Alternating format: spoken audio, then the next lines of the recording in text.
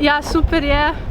Tukaj je 5. dan tekmovanja, nedelja in iz tekme mi je šlo boljše. Po včerajšnji 500-metrski tekmi, kjer sem medalje praktično izgubila v zadnjih 40 metrih, se je danes vse poklopilo in sem bila druga.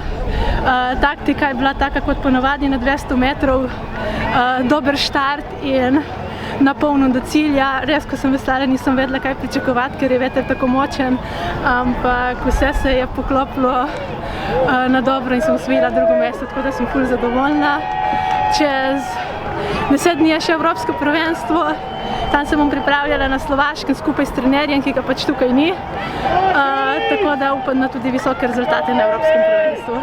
Samo tekmo nisem vedela, na kateri poziciji sem, saj sem bila na progi 7, ampak vedela sem, da veslam dobro, tako da upala sem, da bom s takim občutkom prišla tudi v cilj in ko sem pogledala okoli sebe in sem videla, da sem dobila to medaljo, sem bila res zadovoljna. Sigurno je en tak super občutek, ker je to moja prva medalja v K1 in res sem zadovoljna, da sploh letošnja sezona gre tako dobro.